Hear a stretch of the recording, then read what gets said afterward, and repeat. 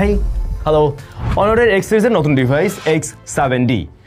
অনরের x সিরিজটা বাংলাদেশে কিন্তু মোটামুটি বেশ জনপ্রিয়, সেটা গ্রে মার্কেট বলেন আর এদিকে যদি বলেন আপনি অফিসিয়াল মার্কেট বোধ জায়গায়। তবে আজকে আমরা একটা অফিসিয়াল ডিভাইস নিয়ে কথা বলছি, অনর X7D। কিছুদিন আগে বোধহয় X7B এর একটা ভিডিও করছিলাম, তো এইটা হচ্ছে গিয়ে তার চাইতে একটু লাইটার বলতে পারেন, একটু কম দামেও এসছে। বাংলাদেশে একটি ভ্যারিয়েন্টে লঞ্চ করছে ওরা 8/256 GB।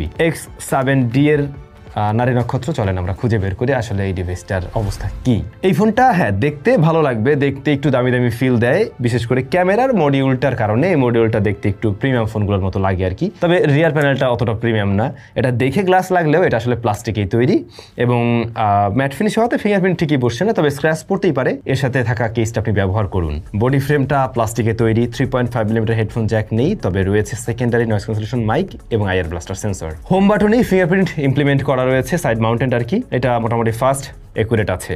আর এই ফোনটা হয়তো হাতে নিয়ে অনেকের কাছে একটু ভারী লাগতে পারে, যেটা আমার কাছেও মনে হয়েছে। নর্মালি এরকম প্রাইস পয়েন্টের ডিভাইসগুলো এতটাও ভারী হয় না। 208 গ্রামের মতো ওজন রয়েছে এর।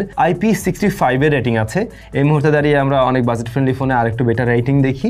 আপনাদের কাছে এই রেটিংগুলো খুব একটা মানে করে কিনা, প্রয়োজন আছে কিনা আপনারা একটু কমেন্ট করে জানাবেন। আচ্ছা, তো এই স্মার্টফোনটার বিশেষ আকর্ষণীয় জায়গা বলে আমি যেটা মনে করি সেটা হতে পারে এর ক্যামেরা সেকশন। রিয়ারে 108 মেগাপিক্সেলের মেইন শুটার আছে, সেই সাথে 2 মেগাপিক্সেলের একটা শুটার আছে। X7B যেটা ছিল ওটাতে একটা 5 মেগাপিক্সেলের আলট্রা ওয়াইড ছিল, যা আপনি এখানে পাচ্ছেন না আর কি। আর ফ্রন্ট ফেসিং ক্যামেরাটা রয়েছে এটার 8 মেগাপিক্সেল। তো 108টা আমরা নর্মালি ইদানিং একটু কম দেখতে পাই, বিশেষ করে অ্যারাউন্ড 20K-তে। এই ফোনটা বাংলাদেশ মার্কেটে ওই যে একটি ভ্যারিয়েন্ট লঞ্চ করেছে বললাম, এবং দাম হলো 22,999 বা 23,000 টাকা। এখন এই মেগাপিক্সেল দিয়ে তো ছবির কোয়ালিটি বিচার করা হয় না, বরং ছবির কোয়ালিটি আসলে প্রসেসিং এর পরে কি অবস্থায় আসছে সেটা দেখার বিষয়।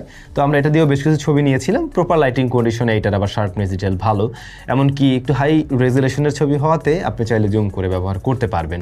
তবে ডিটেলের পরিমাণ ওই মিডল এরিয়াতেই আপনি বেশি দেখবেন, সাইড বা কর্নার এরিয়াতে তেমন একটা ডিটেল নোটিস করা যায় না। তাছাড়া একটু লো লাইটের দিকে ভালোই গ্রেন এটা ক্যাপচার করে আর কি। ডাইনামিক রেজ হ্যান্ডেল খুব একটা ওয়াইডার না হলেও এটার যে প্রাইস পয়েন্টের ফোন সেই জায়গায় ওকে আছে। আবার হেভি এক্সপোজার এরিয়া হ্যান্ডেল করতে গিয়ে একটু হিমশিম খায়। কালারের কনসিস্টেন্সি সবসময় একরকম ছিল না, মাঝে মধ্যে নিউট্রাল ছবি ঠিকই দিচ্ছিল, আবার কিছু কিছু ছবি একটু স্যাচুরেটেডও লেগেছে আমাদের কাছে। লো লাইটে বা নাইট মোডে আপনি ছবি তুলতে পারবেন, যে ছবিগুলো অনেকটা সফট করে প্রেজেন্ট করে, একটু সময় নেয়, সেই সাথে ছবিগুলোতে ততটা ডিটেল থাকে না। বাট ওই যে হয় কি নয়েজ গ্রেন কাট করে একটু স্মুথ টাইপের একটা ছবি দেয় আর কি, বেশ কালারফুল ছবি দেয় তখন।